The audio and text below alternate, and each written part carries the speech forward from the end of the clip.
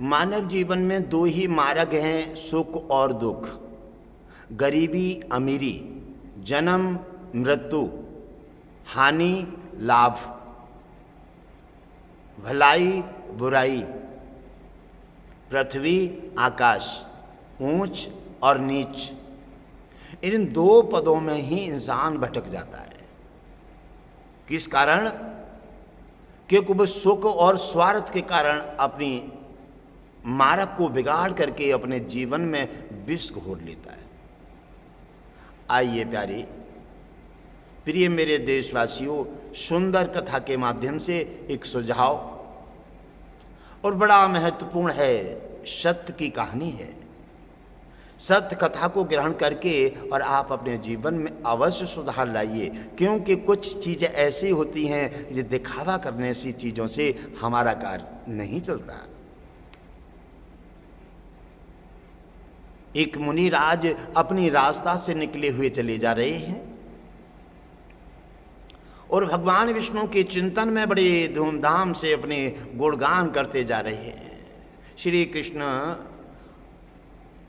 हरे विष्णु ऐसी चर्चा को गुणगान करते हुए जब आगे जा रहे हैं तो उन्होंने देखा, जब दृष्टि उठाते हैं और दृष्टि उठाते ही देखा कि एक मंदिर दिखाई दे रहा है। देवी का मंदिर दिखाई दिया, क्योंकि लोग ऐसे अंधेरे में गिर गए हैं। कहते हैं कि माँ पर बलि चढ़ा करके माँ प्रसन्न हो जाती है। इस कथा के माध्यम से सीख ले लीजिए, ऐसा कभी भी सपने में भी नहीं है। जो आप ऐसा करते हैं केवल अपने जीव के स्वाद के कारण। इसलिए नाना प्रकार की समस्याएं तुम्हारे मस्तक पर एडवांस हो जाती हैं, और समस्याएं जब एडवांस होती हैं तो दिक्कतें बढ़ जाती हैं। दिक्कतों को हटाने के लिए इस कथा को अवश्य देखिए और शेयर कीजिए, सभी देशवासियों को अवश्य दिखाइए और जनाइए। आप अपने परिवार पर, अपने देश पर हित कर लीजिए, अच्छा मार्ग मिल जाए, अच्छी सीख मिल जाए, अच्छी संगत मिल जाए, अच्छा दान करने के लिए मौका मिल जाए। आहा, मानव जीवन धन्य हो जाता है।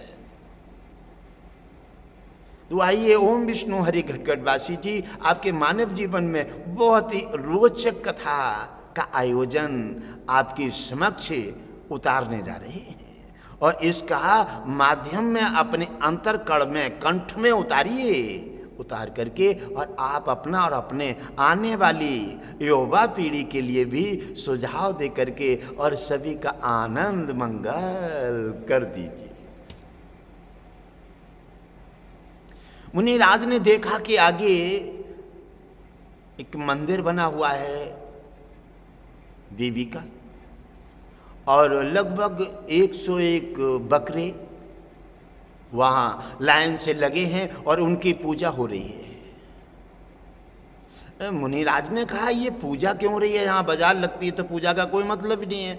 आकर के मुनिराज, क्योंकि कहते हैं वृक्ष न कबहु फल भके, नदी न सिंचे नीर, परमार्थ के कारण साधु धरे शरीर। लोग कह देते हैं कि चलो कोई हो रहा होगा, हमें क्या लेना देना है। नहीं, संत ये नहीं कहते, लेना देना है, क्योंकि सब पूरा विश्व हमारा परिवार है। अगर विश्व में संगठन बिगड़ जाएगा, कुमार्ग पकड़ लेंगे, जीवों को सताएंगे, दीन दुखियों की अगर मदद से हट करके उनको परेशान करेंगे, तो स्वयं की बुराई स्वयं को नष्ट कर देती है। आप जी मन सोचिए कि मैं बुराई कर रहा हूँ, मैं किसी की आलोचना कर रहा हूँ तो दूसरे का नुकसान हो। ना ना ना ना, ये तो भूल गए। ये गुरुदेव की महत्वपूर्ण शिक्षा को ग्रहण कर लीजिए। स्वयं की बुराई, स्वयं का खान पान स्वयं का नाश करेगा, क्योंकि स्वयं ही विष पीते हैं, स्वयं ही मर जाते हैं, कोई दूसरा नहीं मर सकता। इसलिए स्वयं की बुराई ये विष है, ये तुम्हें पी करके तुम्हारी जिंदगी बर्बाद कर देगी, परिवार में मिल जाएगी, और जहां बैठोगे तहीं बुराई की आलोचना का वृक्ष बड़ा हो जाएगा, और वो ही वृक्ष तुम्हारा परिवार को और तुम्हें नाना प्रकार का संकट के बादल सिर पर ले आएगा। इसलिए हटा दीजिए, ये स्वयं की गलती स्वयं को नीचा दिखा देती है, और मानव सोचता है दूसरे को नीचा देखना पड़ेगा। यही तो अज्ञानता है, ये सीख लीजिए। तो उधर आगे चले जाते हैं। मुनिराज ने जाकर के कहा राजा के मंत्री से, अरे भाई ये क्या हो रहा है? कहने लगे मुनिराज, आपका देखने को और सुनने का काम नहीं है, आप आगे जाइए, माला घुमाने वाले साधु हैं, आप अच्छे हैं, महान हैं, ब्रह्म ऋषि हैं। कहने लगे नहीं, केवल सिर्फ इतना ही नहीं है हमारा, सिर्फ इतना ही नहीं है, हमारा इतना भी है कि हम आवश्यक समस्याएं जानकारी में ले लें कि ये क्या हो रहा है। इसलिए हम बिना जाने, बिना पूछे और बिना इनके समझे हम आगे नहीं बढ़ेंगे। ये हमारा उद्देश्य भी है, हमारा कर्तव्य भी है और हमारा मानव जीवन की धरोहर भी है। कहने लगे तो सुन लीजिए, ये एक से एक बकराओं की राजा का बेटा एक है और वो तकलीफ हो गया है और किसी नौते ने बता दिया। आहा, क्या गजब कर देते हैं।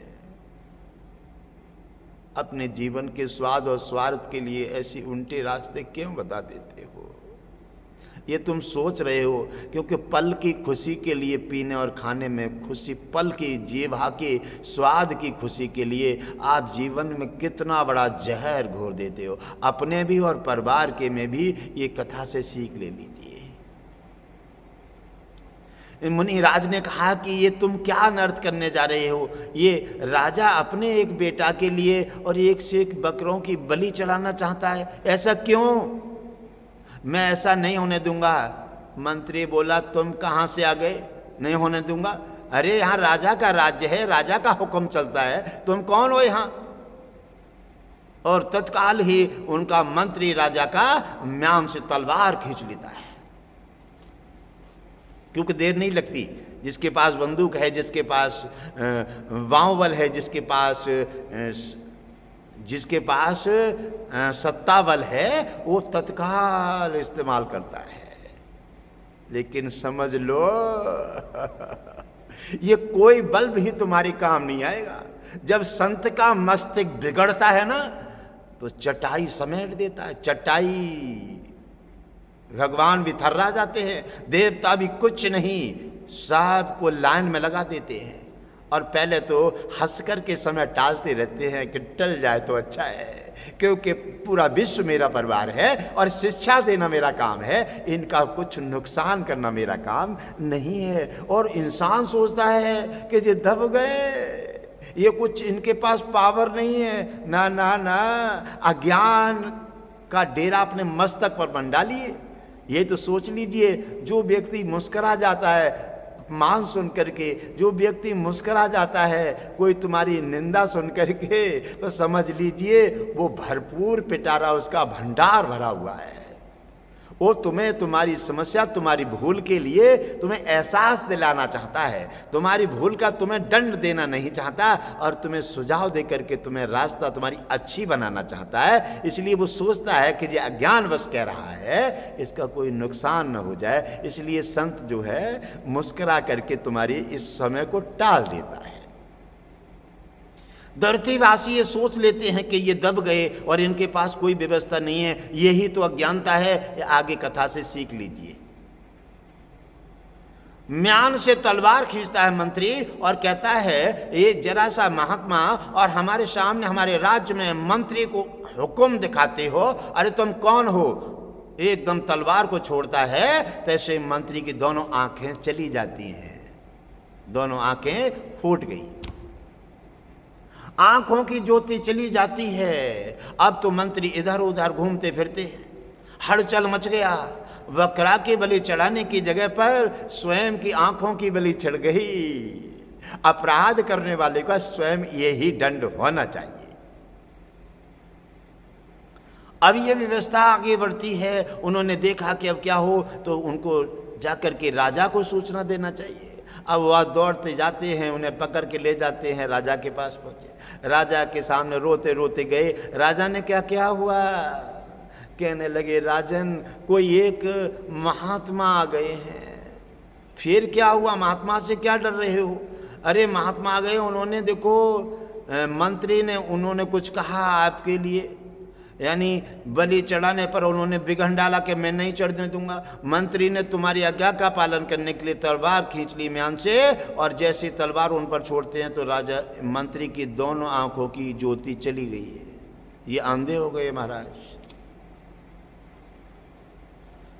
राजा कहने लगे, महात्मा कोई लगते हैं कि तांत्रिक हैं, इसीलिए शक्ति और भक्ति अच्छे ताकत के लिए लोग तांत्रिक में विधि में पलट देते हैं, लेकिन ये नहीं सोचते कि हम कौन सा पौधा लगा रहे हैं। राजा ने कहा सेना लेकर के चले, चलो मैं देखता हूं। राजा दौड़ करके सेना के साथ वहां पहुंचते हैं और महात्मा वहीं पर अपने खड़े हुए हैं। कहने लगे, यही महात्मा हैं? क्यों महात्मा, तुम हमारे काम में विघ्न लाना चाहते हो? तुम अपनी रास्ता देखो। अरे हम राजा हैं, हमारे यहाँ किसी का हुक्म नहीं चलता है और हमारे यहाँ केवल हमारे हुक्म से काम होता है। कहने लगे, राजन ये तो बात ठीक है, लेकिन राजा के लिए उचित या अनुचित कोई कार्य हो रहा है, उसमें सुझाव देना। अगर हम भी राजा के सलाहकार हैं, हम साधु संत हैं और हम गलत काम को नहीं होने देते हैं, इसलिए हम राजन आपको सुझाव दे रहे हैं। राजा ने कहा कि तुम कौन होते हो हमें सुझाव देने वाले?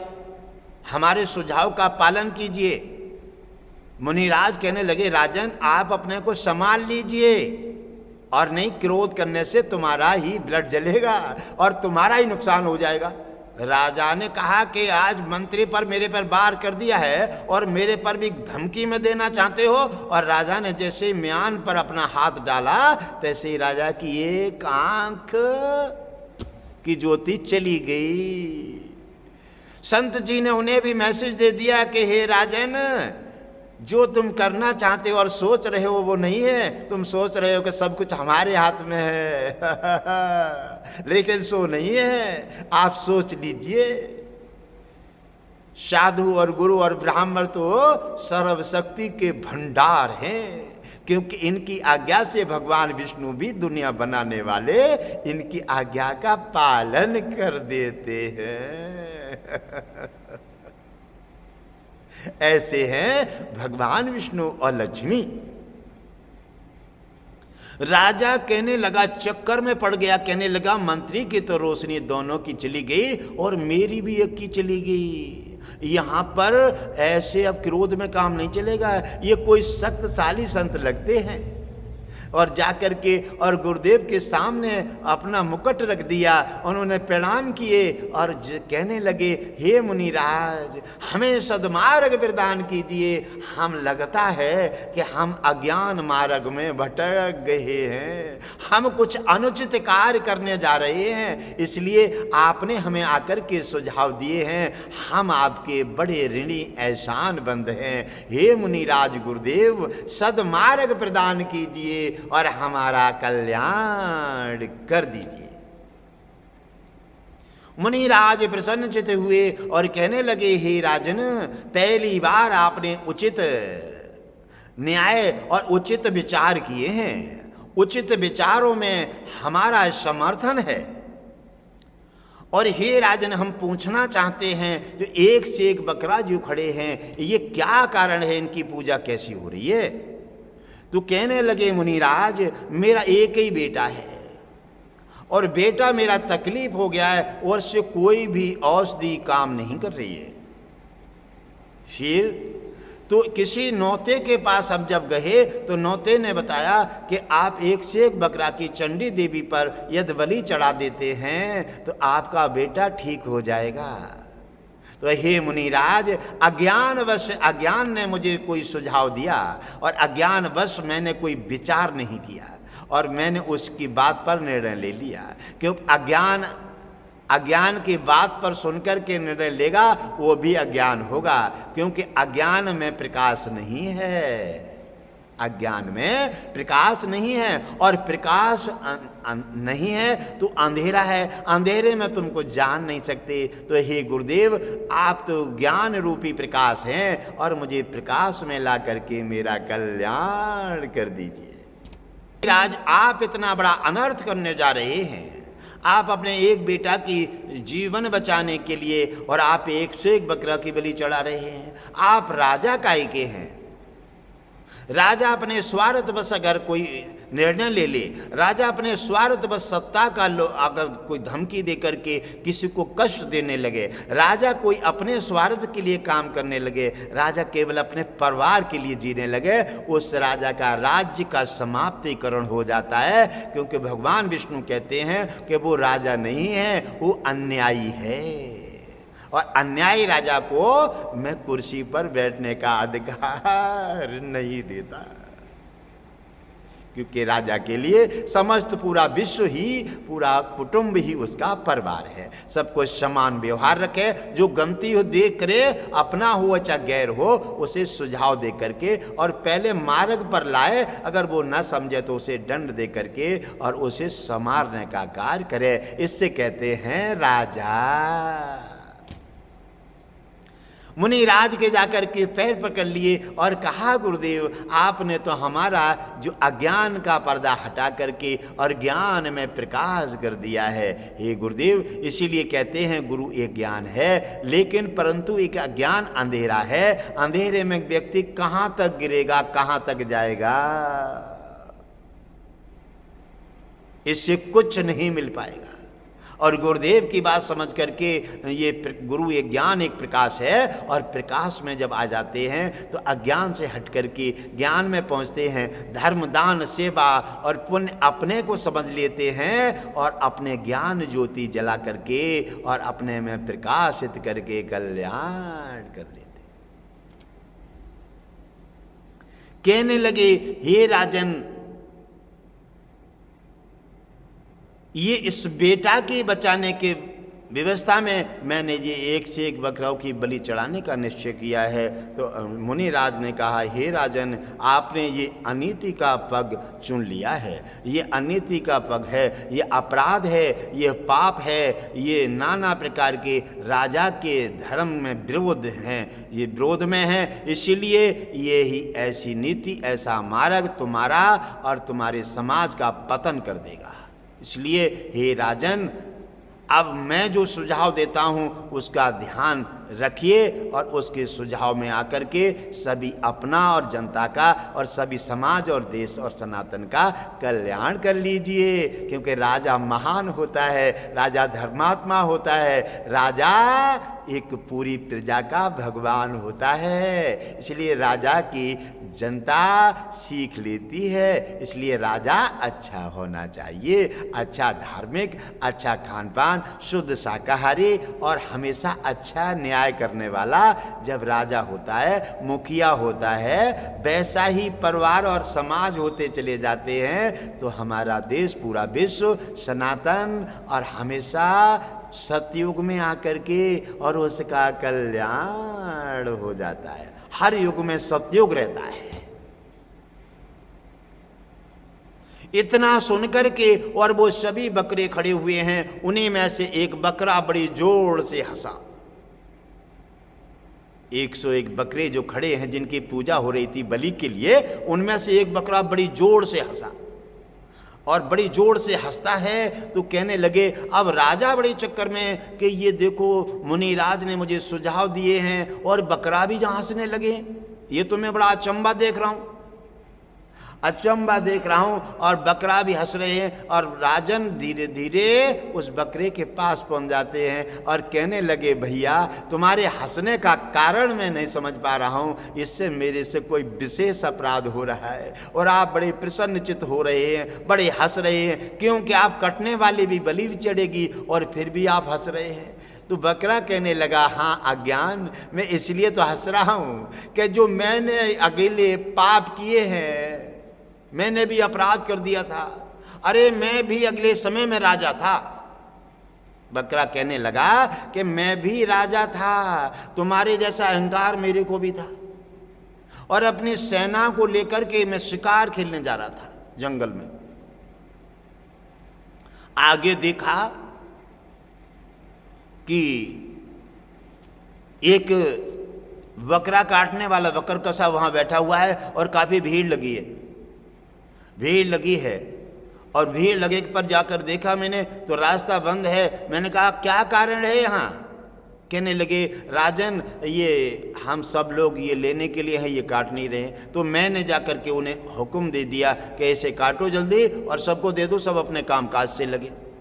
हे राजन, मैं भी राजा था और मैंने राजा होने का कार्य कर दिया, मैंने हुक्म दे दिया उसे। जैसे ही मैंने कहा वाने खटाक से ने काट दिया, और काटते ही वो लेने वाले को अपराध लगा और मेरे को लगा काटने वाले को कोई अपराध नहीं लगा, क्योंकि उन्होंने कह दिया। अब वो जो है आज तक लगभग 100 बार मैं बकरा बन चुका हूं। हे राजन, मैं भी राजा था, छोटी सी गलती से हुक्म देने से मैं 100 बार बकरा बनाऊं और 100 बार कटाऊं, और ये 100वीं बार देखो तुम्हारे पास मेरी पूजा हो रही है। इसलिए हे राजन, मुझे हंसी आ रही है। मैंने से इतनी बड़ी अपराध कर दिए और मैंने गलती का या 100वीं बार में कटने के लिए खड़ा हूं, मुझे कोई नहीं बचा सका। राजा का अहंकार मेरा हट गया, सारी चीजें मेरी चकनाचूर हो गईं। एक बार हुक्म देने से मैं 100वीं बार कट रहा हूं और मैं करते करते परेशान हूं और कह रहा हूं, इसलिए तो मुझे हंसी आ रही है। हे राजा अज्ञान, तू भी मेरी जैसी गलती करने जा रहा है। हाँ, मैंने तो केवल हुक्म दे दिया और तू 100 बकराओं की बलि चढ़ा करके इतना बड़ा अपराध कर रहा है। कितनी बार मरेगा और कितनी बार बकरा बनेगा, तेरा तो जीवन त्रस्त हो जाएगा, बर्बाद हो जाएगा। इसलिए हे राजन, मुझे हंसी आ रही है। तुम्हारे जीवन में मुनिराज तुम्हारा जीवन का भविष्य बन करके, प्रकाश बन करके उपस्थित हो गए हैं। आप उन पर, तुम्हारे मंत्री ने तलवार खींच ली, तुमने भी तलवार खींच ली, इसलिए मंत्री की दोनों आंखों की रोशनी चली गई और तुम्हारी एक चली गई है। मुनिराज ने एक आंख देखने के लिए, क्योंकि तुम राजा हो, दोनों चली जाएंगी तो बेकार हो जाओगे। तुम्हारे अज्ञानवश तुम्हें आंख देखने की जरूरत नहीं है, तुम्हारी हित की आंख को हटा दिया है और प्रजा को देखने की आंख को मुनिराज ने तुम्हारी फिर भी शेष रखी है। ये मुनिराज हैं, ये ही भगवान हैं, और इनसे प्रणाम कीजिए, गलती की क्षमा मांग लीजिए, ये आपकी दृष्टि भी वापस कर देंगे। ये आपके सद्मार्ग देने वाले भगवान हैं। वकरा की बात सुनकर के राजा बड़े चकित हो गए, कहने लगे ये क्या कह रहे हैं। आज सबसे पहले मैंने देखा है कि ये बकरा बोल रहा है और इसने जो बात बताई है कट सत्य है। और बकरे को उसने प्रणाम किए और कहा कि मैं आज से प्रतिज्ञा करता हूं, मैं किसी अपने राज्य में कोई जीव हत्या नहीं होने दूंगा। ये राजा का सबसे बड़ा पुण्य है। अगर राजा साधु संतों की रक्षा और मंदिरों की, धर्म की रक्षा और जीवों की रक्षा करने का अगर संकल्प ले लेता है, तो ये मैं गारंटी देता हूं, उस राजा को कुर्सी से उतारने का किसी को कोई अधिकार नहीं है। भगवान विष्णु भी और देवता, सभी दुनिया उसकी सहायता करेगा, पुण्य उसका एडवांस हो जाएगा। ये कथा से कोई भी सुझाव लेकर के इस नियम को करे और उसका निश्चित ही वो कुर्सी का हमेशा, जब तक जिएगा तब तक वो कुर्सी पर अपना अधिकार जमाए रहेगा, राजा बनने के योग्य बना रहेगा। धर्म का पालन करे, साधु संत नियम, साधु संत की रक्षा, धर्म की रक्षा, देश की रक्षा, सनातन की रक्षा और जीव की रक्षा मन मानी भाव से कीजिए और निश्चय कर दीजिए। अगर ऐसा तुमने कर दिया, जीवों की हत्याएं, जीव की सहायता कर दी, जीव की हत्या बचा दी, साधु संत महापुरुषों की सहायता कर दी, और अगर आपने यही संकल्प कर लिए और आपने ये निर्णय कर लिया, तो चिंता मत कीजिए, आपको कुर्सी से हटाने वाला कोई धरती से पैदा ही नहीं हुआ है। और अगर जीवों पर तुमने प्रहार कराए, साधु संत और ब्राह्मणों की निंदा की, इनके विरोध में आ गए, धर्म के और पद इसके सनातन के विरोध में आ गए, तो समझ लीजिए कभी भी कुर्सी दिखाई नहीं देगी, कहाँ चली गई। क्योंकि भगवान विष्णु कहते हैं कि समस्त संसार में सबसे बड़ी चैतन्य स्वरूप जो परमात्मा और जो शक्ति है अपार, वो गुरु है, साधु संत हैं, महापुरुष हैं, धर्म है और जीवों की रक्षा है। जीव रक्षा, धर्म रक्षा साधु संतों के और धर्म की और मंदिर और तीर्थों की जो रक्षा कर देता है वही राजा बनने योग्य है, वही कुर्सी पर हमेशा विराजमान रहेगा, उचित न्याय करेगा और यहां से लेकर बैकुंठ भगवान विष्णु तक उसका आनंद मंगल बना रहेगा। इतना सुनकर के राजा बड़े प्रसन्नचित्त हुए और मुनिराज के जाकर के पैर पकड़ लिए। मुनिराज ने कहा, मैं तुम्हें उचित एक उपाय बता देता हूं।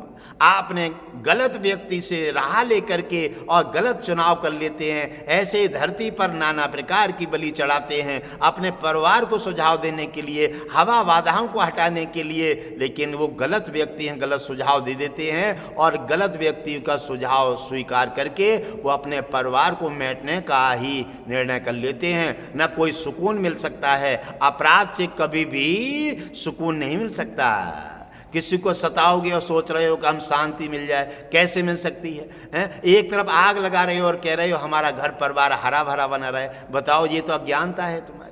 इसलिए कोई भी कुछ नहीं मिल सकता, मिलेगा स्वयं की बर्बादी, आप स्वयं कर रहे हैं। इसलिए कभी भी किसी जीव पर अत्याचार मत करो और ये ही धर्मात्मा राजाओं की नीति है। साधु संत ब्राह्मण और जीव और धर्म की संपूर्णता से जो राजा रक्षा करता है, ये मैं संकल्प गारंटी के साथ कहता हूँ, उस राजा को कोई खिसकाने वाला है ही नहीं। वो राजा हमेशा अपनी कुर्सी पर तैनात रहेगा और उचित न्याय करते हुए यहां से लेकर के और भगवान विष्णु के साथ इतिहासों में नाम जुड़ करके उसका कल्याण हो जाएगा।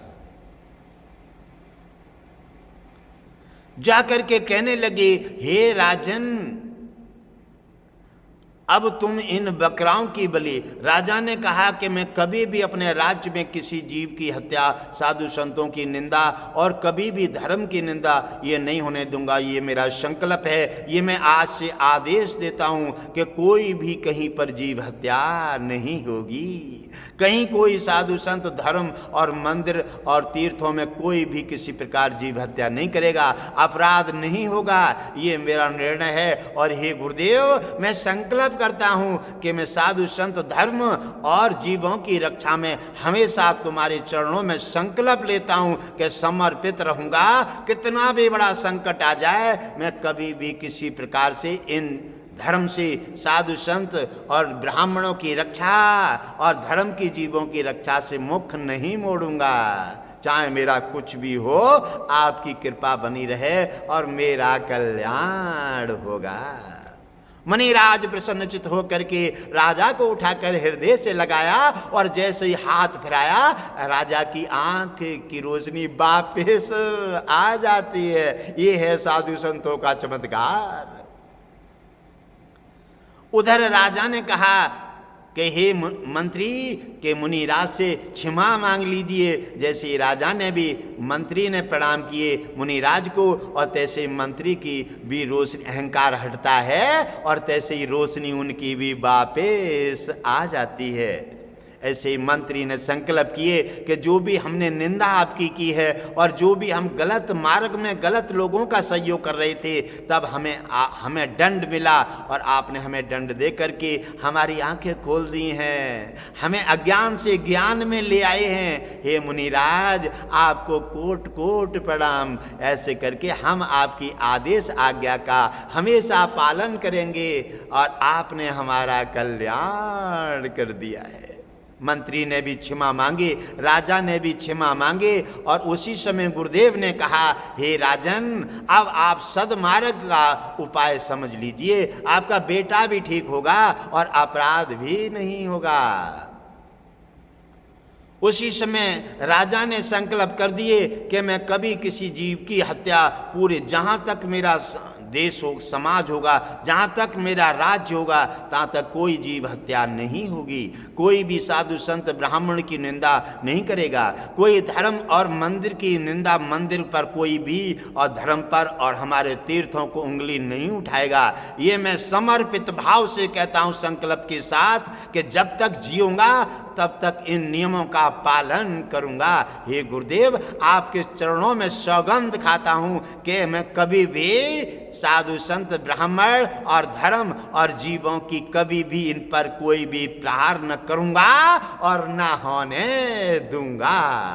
गुरुदेव बड़े प्रसन्नचित्त हुए और कहा, हे राजन, तुम जैसे राजा हमेशा युग युगों में हमेशा कुर्सी पर विराजमान रहो और उचित न्याय करो। साधु संत ब्राह्मण और जीवों की और सनातन और धर्म की तीर्थों का आशीर्वाद तुम्हारे हमेशा खाते में एडवांस रहेगा। इसी से तुम हमेशा फलते फूलते प्रकाशित रहोगे और तुम्हारा नाम भगवान विष्णु के साथ इतिहासों में दर्ज होगा और इतिहासों में भी आकर के आपका नाम रोशन होगा।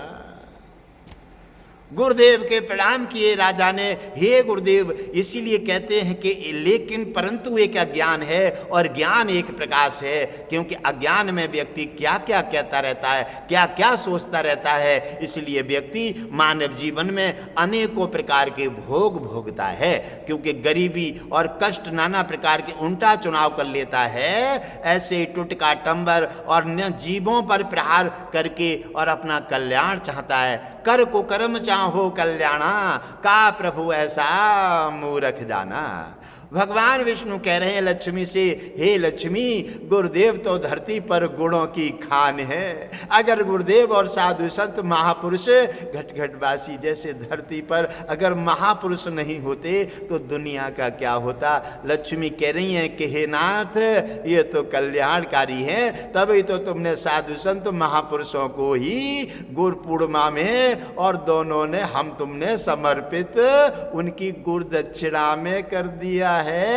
गुरुदेव की आज्ञा का पालन हमेशा करेंगे। तो लक्ष्मी ने और भगवान विष्णु ने गुरु पूर्णिमा के सुनहरे अवसर पर निर्णय कर दिया है, लक्ष्मी ने और भगवान विष्णु ने, कि गुरुदेव की गुरुदक्षिणा के सुनहरे अवसर पर हम और आप लक्ष्मी दोनों, भगवान विष्णु और लक्ष्मी संकल्प लेंगे और गुरुदेव की आज्ञा का सदा ही पालन करेंगे। इसी प्रकार उन्होंने कहा गुरुदेव ने कि हे राजन, अब मैं तुम्हारे इस संकट हटाने का उचित उपाय बताता हूं।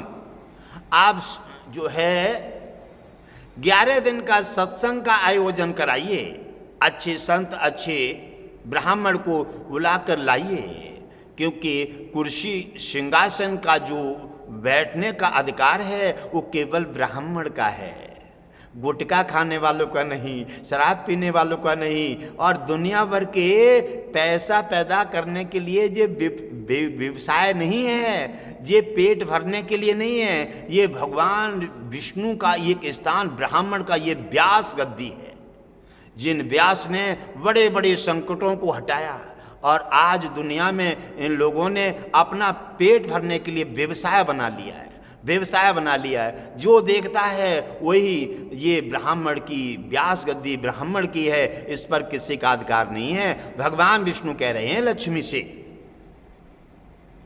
और जो व्यक्ति दूसरे के अधिकार को अपना अधिकार बना लेते हैं वो मनमानी तो कर सकते हैं, लेकिन कभी भी वो सफलता नहीं पा सकते, और यहाँ तो जीवन वो बिगाड़ रहे हैं, अगले जीवन भी उनके बेकार हो जाएंगे, बेकार हो जाएंगे, क्योंकि गुरु गुरु रहेगा।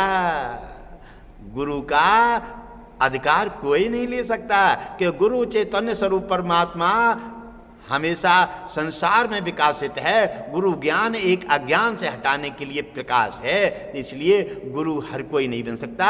तो ऐसे ब्राह्मण गुरु को ला करके और 11 दिन लगातार आइए, भंडारे बड़े मन से और भाव से कराइए, सुनने वालों को भी सुविधा दीजिए, और जो ब्राह्मण को बुला के लाओ उन्हें प्रसन्न चित्त कर दीजिए। हे राजन, संकल्प के साथ सभी प्रसन्न चित्त होकर के जाएंगे। प्रजा और सभी प्रसन्न जीव जंतु, सभी दानव मानव सब प्रसन्न रहेंगे। उसी रात्रि में तुम्हारा बेटा रोग मुक्त हो जाएगा, ठीक हो जाएगा और आपके जीवन में खुशियों की उसी दिन से बाहर आ जाएगी। आपका संकल्प पूर्ण हो जाएगा। हे राजन, अच्छा करने से अच्छा मिलता है, ये कार्य कीजिए, तुम्हारा कल्याण हो। राजा ने तत्काल ब्राह्मण को बुलाया और ब्राह्मण को बड़े आदर सत्कार के साथ उनका पूजन किए, उनके पैर धोए, पंचामृत लिए। और आप किसी कथावाचक को लेकर चले आओ और वो कथावाचक कोई अन्य कास्ट है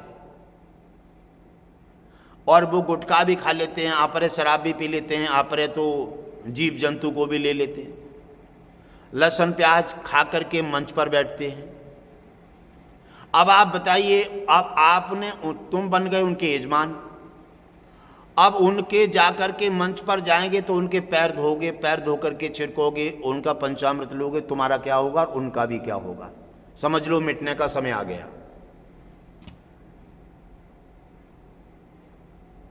समझ लो मिटने का, दोनों ही गल जाएंगे, क्योंकि दोनों का मार्ग उचित नहीं है, दोनों का मार्ग गलत हो गया। इसलिए कोई भी पुण्यदान सेवा करना है उचित ही ब्राह्मण को ये चीजें दान कीजिए। और तो अच्छे ब्राह्मण का चुनाव कीजिए जिसके पैर धोते ही आनंद मंगल हो जाए, जिसके घर पर जाते ही आनंद मंगल, संकट का निवारण हो जाए, चमत्कार होने लगे और उनके मुखारबिंद से मोती और हीरा बरसते हों। उनसे आइए तो आपका निश्चित ही, और आपके यहां से लेको यहां पूरा सुख भोगोगे और वैकुंठ भगवान विष्णु के यहां से तुम्हारे लिए पुष्प विमान आएगा और बैठ करके मोक्ष धाम से धारोगे। यहां भी सुखी और वहां भी सुखी। अब जब आपने चुनाव उल्टे कर लिए, क्या है जागरण है, क्या है भागवत है, सब ने अलग अलग व्यापार व्यवसाय बना लिया है, व्यवसाय बना लिया है, यानी रोजी रोटी कमाने का। अरे भाई, रोजी रोटी कमाने का और कोई काम नहीं रहे। ये ब्राह्मणों का, ये भगवान विष्णु व्यास की गद्दी है, इसको क्यों देख रहे हो, इसको क्यों ऐसा कर रहे हो। इसलिए भगवान विष्णु नाराज हैं, भगवान विष्णु लक्ष्मी नाराज हैं कि तुमने ये गलत चुनाव कर ली। इसलिए अच्छे को चुनाव करके तो उन्होंने, राजा ने अच्छे ब्राह्मण को ला करके पैर धोए, पंचामृत लिया और उनको बड़े आदरपूर्ण लाभ उठाया। संपूर्ण लाभ उठा करके उन्होंने बड़ी व्यवस्था के साथ लोग अपने अपने घर प्रसन्नचित्त होकर चले जाते हैं। राजा हारे तके अपने शयन कक्ष में चले जाते हैं और सुबह 4 बजते हैं, सुबह 4, और 4 बजते ही वो बेटा ठीक होता है और ठीक होकर के उनके पास पहुंच जाता है। क्योंकि दान, भक्ति, सेवा, साधु संतों का जो मान का आशीर्वाद था, जीवों की जो दया का जो आपके पास वर्चस्व था, जो दया, ये सारी चीजें आपके पास एडवांस हो गई। इसमें भगवान ने कुछ नहीं किए, ये तो सब आपने जो एडवांस किया, आपका जो इकट्ठा हुआ, उसी ज्ञान इतना इकट्ठा हो गया जो तुम्हारे बेटे की समस्या छूमंतर हो गई। गुरुदेव ने ना तो भगवान विष्णु से कुछ कराया, ना स्वयं कुछ किया, केवल गुरुदेव ने तुम्हें मार्ग अच्छा दे दिया। इतना पुण्य स्टॉक हो गया, तुमने साधु संतों को, ब्राह्मणों को दया की, सबको भरपूर भंडारे दया और उनके पास दान दक्षिणा से उन्हें प्रसन्नचित किया। जो व्यास गद्दी पे बैठाल करके उनका आदर और सम्मान किया, तो जैसे समझो भगवान विष्णु का स्वयं आदर कर रहे हैं। ऐसे अच्छे चुनाव करने से अच्छा ही अच्छा वो है। अलग चुनाव मत कीजिए। अगर आप अपने जीवन में बाहर लाना चाहते हैं खुशियों की, तो ब्राह्मण का चुनाव कर लीजिए। मैं गारंटी देता हूं तुम्हारा निश्चित ही मनोकामना पूरी होगी और तुम्हारा निश्चित ही ब्राह्मण को लाओगे तो। और इसी प्रकार अलग अलग जो है व्यवस्थाएं हैं जिन्होंने व्यवसाय बना दिए हैं, और उनका पेट भरने की जो उनकी बातों में आओगे तो वो तो बर्बाद हैं ही, और तुम भी बर्बाद हो जाओगे। इसलिए गुरुदेव ने राजा को और सभी प्रजा को, सभी देशवासियों को सुझाव दे करके और बड़ा उन्होंने कहा है, अच्छा करने से अच्छा हो जाता है और बुरा करने से स्वयं का नाश नाश हो जाता है। आज नहीं तो कल ये जैसा पौधा लगाओगे ये बड़ा होगा, वही पौधा तुम्हारे जीवन में अच्छा लगाओगे तो खुशहाली देगा और बुरा लगाओगे तो विष बन जाएगा। जब आता है बेटा 4 बजे करीब तो उन्होंने कहा पापा पापा कह के आवाज लगाते हैं। राजा ने जब देखा कि मैं क्या देख रहा हूं, बार बार आंखें खींचते हैं कि मैं आंखों से क्या देख रहा हूं, मेरा बेटा ठीक हो गया। जाकर के बेटा को जब शरीर पर हाथ घुमाया, कहने लगा पापा मैं बिल्कुल ठीक हूँ, मुझे कोई बीमारी नहीं है। तब उन्होंने जाकर के उतने ही टाइम राजा स्नान ध्यान करते हैं और गुरुदेव अपने जगह पर आश्रम में ठहरे हुए हैं, वहाँ जाकर के सभी लेकर के और आरती उतारते हैं और गुरुदेव की बड़े भाव के साथ आरती करते हैं। हे गुरुदेव आप तो दया की खान हैं, आपने हम पर कितना बड़ा उपकार किया है, 101 जीवों की हत्या बचा दी और आपने हमें सभी जीवों पर साधु संत महापुरुषों का हमें पुजारी बना दिया है आज।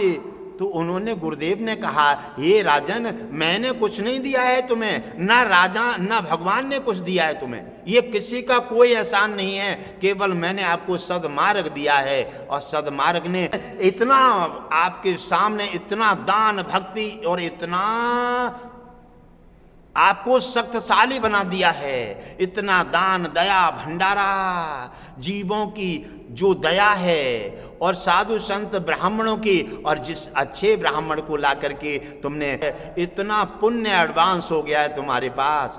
सभी जो खाकर गया वो दुआ दे रहा है, हे राजन तुम्हारा कल्याण हो, तुम्हारे बेटा की 100 साल की अवस्था हो, जो जा रहा है अच्छे काम करते हो तो सभी दुआ करते हैं। सभी ने इतनी दुआएं दी हैं कि तुम्हारे दुआ से खजाना भर गया है और उसी खजाने से उसी दया से जीवों की दया से साधु संत और ब्राह्मणों के, और ब्राह्मण जब मिल जाए ना, सच्चा ब्राह्मण गुरु मिल जाए ना, तो समझ लीजिए भगवान आपके घर आ गए। पैर धो करके भाव के साथ उनकी पूजा याचना मन से और भाव से लगन से कीजिए। समझ लीजिए गुरुदेव की नहीं, भगवान विष्णु और लक्ष्मी दोनों की आप पूजा कर रहे हैं, आपका कल्याण होने वाला है। गुरुदेव ने प्रसन्न चित्त करके राजा को सदमार्ग दे दिए और कहा हे राजन ऐसे नियमों का जो राजा पालन करते हैं वो राजा राज्य चलाने के योग्य है, वो राजा नहीं, ये प्रजा के भगवान हैं और वो माता पिता का फर्ज तीनों का निभा रहे हैं। गुरुदेव की, धर्म की और जीवों की, सनातन की और जो जहाँ के तहाँ तीर्थों की जो राजा रक्षा करता है वो राजा बनने योग्य है और वो सदा ही राजा रहेगा। भगवान विष्णु लक्ष्मी भी कह रहे हैं हे राजन उन पर मेरी सदा कृपा बनती रहती है और धरती पर तो आनंद मंगल उनकी जय जयकार होगी, और जब उनका जाने का समय होगा तो भगवान विष्णु कहते हैं कि मैं अपने इतिहासों में उनको अपने साथ जोड़ करके और इतिहासों में भी नाम रोशन करूंगा। उसी समय राजा ने घोषणा की मैं हमेशा साधु संत और ब्राह्मणों के चरणों में समर्पित रहूंगा, इनके हित का काम करूंगा और इनके आदेश का ही हमेशा आज्ञा का पालन करता रहूंगा। हे गुरुदेव, और जीवों पर कभी भी कहीं भर कोई भी अपराध, जीवों की हत्या नहीं होने दूंगा, ये मेरा संकल्प है। और कभी भी मंदिरों पर कि धर्म का या फिर कहीं किसी गाय का या फिर किसी कन्या पर कहीं अत्याचार होता है, तीर्थों की कहीं पर किसी प्रकार के मंदिरों का कहीं पर किसी प्रकार का दुरुपयोग होता है, तो मैं जाकर के मैं गुरुदेव तुम्हारे चरणों की सौगंध दिखाता हूँ कि मैं हमेशा इस धर्म के हमेशा पक्ष में रहूंगा, साधु संत ब्राह्मण और हमेशा गुरु और जीवों की और हमेशा सनातन और महापुरुष और मंदिर की सदा ही रक्षा करता रहूंगा, इनका पुजारी बन करके और राज्य कुर्सी पर बैठ करके उचित न्याय करूंगा और जब भी जरूरत पड़ेगी आपसे परामर्श लेकर के आपकी आज्ञा का पालन हमेशा करूंगा और गुरुदेव के चरणों में से सिर टेक दिया। और जितने जी 101 बकरे हैं बलि चढ़ाने के लिए, ये मेरे राज्य में ही पलेंगे और खाएंगे, और जैसे जैसे जो मरता जाएगा उसका इंसान जैसा दाह संस्कार किया जाएगा, कोई भी इन्हें मारेगा काटेगा नहीं। और ये मेरा संकल्प है, जीव रक्षा, साधु रक्षा, सनातन रक्षा, धर्म रक्षा, मंदिर रक्षा और यज्ञ रक्षा, कन्या रक्षा, गौ रक्षा, ये सभी रक्षा का मेरा संकल्प रहेगा। हे गुरुदेव, मैं सौगंध दिखाता हूं आपके चरणों की कि हमेशा इनके समर्पित रहूंगा, और इन पर जो भी नजर उठाएगा वो यहां और वहां कहीं दिखाई नहीं देगा। गुरुदेव प्रसन्नचित हो गए, कहने लगे, राजन तुम्हारा कल्याण हो।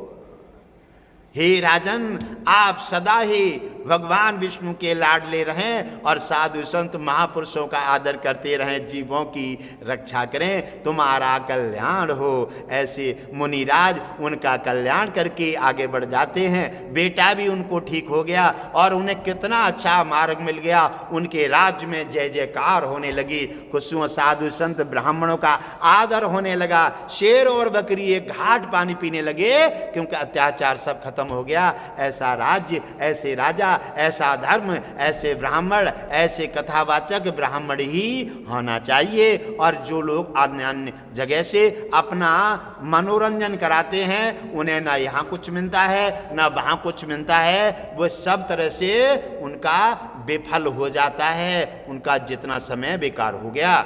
और ब्राह्मण से भागवत सप्ताह कथा जो कराते हैं, अच्छा ब्राह्मण आचार विचारी हो तो उससे कथा उन्हीं की व्यास गद्दी है, उन्हीं का ये सिंहासन है, वही ये कदर जानते हैं। और ब्राह्मण ही सिंहासन पर सुशोभित होता है तो भगवान विष्णु लक्ष्मी भी उनकी आरती उतारते हैं।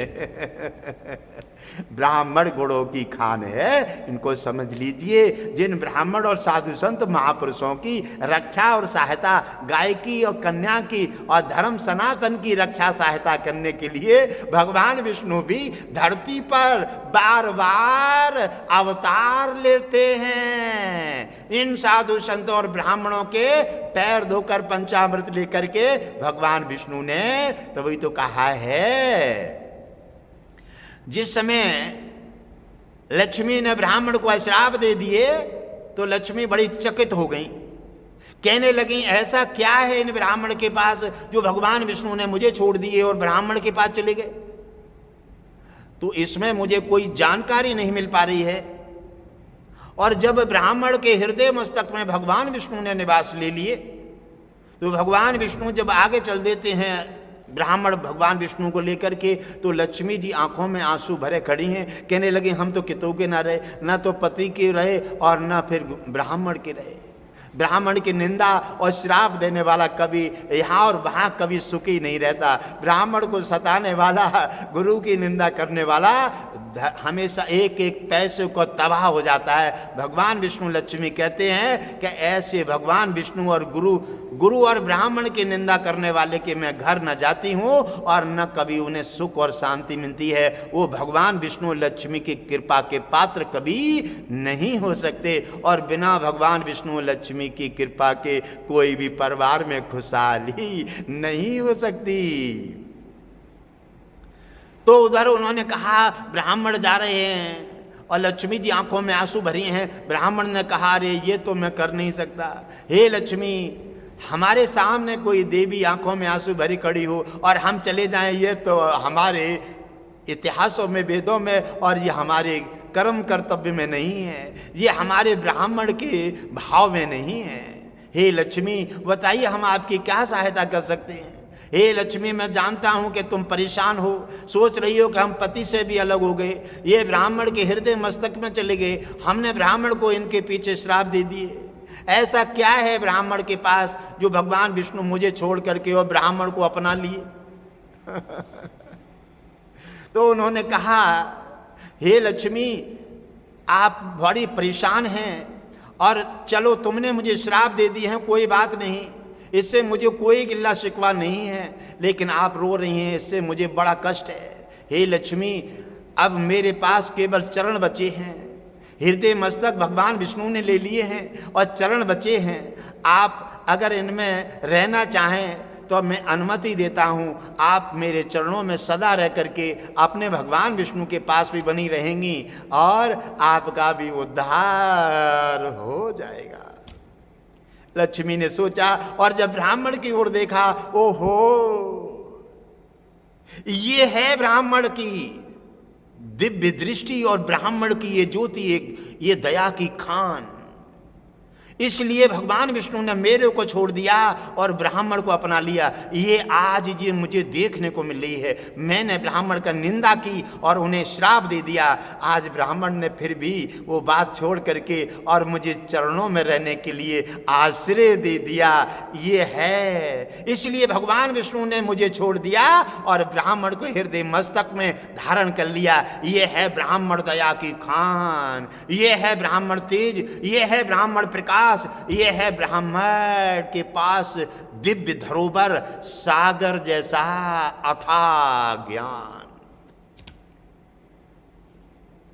लक्ष्मी प्रसन्नचित हो जाती हैं और उन्होंने कहा, हे ब्राह्मण देवता, अब मैं इन्हीं चरणों में हमेशा रहूंगी, हमेशा इन्हीं चरणों में रहूंगी, क्योंकि भगवान विष्णु भी मेरे मिलेंगे और चरणों में हमेशा रहूंगी, क्योंकि ये चरण मेरे रहने लायक हैं। ये चरण जो धोएगा, इन चरणों को सम्मान करेगा, इन चरणों को जो आदर करेगा, वो धन धान से भरा पूरा रहेगा। उन पर लक्ष्मी की कृपा सदा और विष्णु की सदा कृपा बरसती रहेगी। मन इच्छा और श्रद्धा से इन चरणों में जो समर्पित हो जाएगा, उसके सारे संकट के बादल हट करके गुरु भगवान विष्णु लक्ष्मी की कृपा तीनों की हो जाएगी। तो ये है घटघटवासी समावेश सरकार। भगवान विष्णु और लक्ष्मी और घटघटवासी जी तीनों की समावेश सरकार है। इसलिए गुरुदेव कहते हैं कि मन इच्छा भाव और श्रद्धा से समर्पित होकर आ जाओ, समस्या कोई भी हो गारंटी के साथ हटा करके तुम्हारा कल्याण कर दूंगा। चाहे कैंसर की हो, चाहे शुगर की हो, चाहे टीबी की हो, चाहे हवा की हो, चाहे ब्यादा की हो, चाहे कोर्ट की हो, चाहे कचहरी की हो, चाहे यमराज की हो, और चाहे किसी की कोई भी समस्या हो, कोई विश्व में हल ना कर सके, वो समस्या हल की जाएगी। आप आस्था श्रद्धा भाव के साथ समर्पित हो जाओ। गुरुदेव के बताए हुए अनुसार आज्ञा का पालन करो, निश्चित गारंटी के साथ तुम्हारी सारी समस्याओं का समाधान करके ओम विष्णु हरि घटघटवासी लक्ष्मी भगवान विष्णु और अश्विनी कुमार सुसैन वैद्य और आपका कल्याण कर देंगे। निश्चित गारंटी के साथ आप भाव के साथ आइए, दुविधा मत कीजिए और इस वीडियो को शेयर कीजिए। जहां जितना ज्यादा प्रचार करोगे, दूसरे का हित अगर करना चाहोगे ना, तो तुम्हारा तो हित अपने आप हो जाएगा। अपने देख लो, सामने वाले का कल्याण तुम्हारा कल्याण है, और सामने वाले का किसी को कष्ट पहुंचाओगे तो समझ लो कष्ट तुम्हारे लिए तैयार है। इसलिए समझ लीजिए, गुरुदेव की इस कथा से सीख ले लीजिए। इस वीडियो को, कथा को जितनी ज़्यादा शेयर करोगे, भाइयों में, बहनों में, कुटुंब में, परिवार में, देश में, सनातन में, जितनी ज़्यादा शेयर करोगे उतना ही तुम्हारा कुछ नया एक काम बन जाएगा। बड़ा सा बड़ा जो काम तुम्हारा रुका हुआ है, जो आपने नहीं किया कर पाया है, आप वीडियो शेयर कीजिए भाव से, और उससे 1 घंटा मतलब दिन में सुबह और शाम दोनों बार अवश्य देखिए, और देख करके जितनी चाहो शेयर करो, और जितनी चाहो जितना प्रचार शेयर करोगे, आपका कोई नया काम रुका हुआ है विशेष मन इच्छा, कोई भी कैसा भी काम हो, यहाँ से लेकर यमराज तक कैसा भी काम हो, गारंटी के साथ तुम्हारा कार्य पूरा हो जाएगा। अब वीडियो को देखिए, शेयर कीजिए और जितना चाहो उतना प्रचार कीजिए, तुम्हारा भी कल्याण होगा। भगवान विष्णु ने कहा है, गुरुदेव की गुरुपूर्णिमा आ रही है 9 और 10 में, सभी देवताओं की भव्य तैयारी और धरती वासियों की भव्य तैयारी हो रही है। भगवान विष्णु और लक्ष्मी ने निश्चय कर लिया है और गुरुदेव की गुरुपूर्णिमा के दक्षिणा के सुनहरे अवसर पर लक्ष्मी और भगवान विष्णु गुरुदेव की गुरु पूर्णिमा के दक्षिणा पर जाकर के प्रतिबंध होंगे। सभी देवता नाना प्रकार से वहाँ धूमधाम के साथ पधार रहे हैं। सभी देशवासी कोने कोने से कस्बा कछला पर गुरु पूर्णिमा होने जा रही है। 9 और 10 तारीख में वहाँ पर अवश्य पधारिए। आपका सबका गुरु पूर्णिमा का आशीर्वाद लेकर के साल में एक बार आती है, ये मौका निकालिए मत। गुरु पूर्णिमा का सुनहरा पर्व है। तन और मन धन से भाव के साथ जाइए। आप जाइए और 20 और 50 लेके जाइए। उससे क्या होगा, 20 और 50 लेके जाओगे ना, आपने अपना तो पुण्य किया ही है, 20 और 50 को लेके जाओगे तो उनमें से 10% पुण्य आपके खाते में स्वतः एडवांस हो जाएगा। और जब आपका पुण्य आपके खाते में जब एडवांस हो जाएगा तो आपको कहीं फिर किसी प्रकार से किसी के सामने हाथ फैलाने का काम नहीं है। कथा से सीख ले लो, तुम्हारा सबका कल्याण हो। ओम मंगलम भगवान विष्णु मंगलम गरुणध्वजा मंगलम पुंडलीकाक्षो मंगलाय तनो हरि।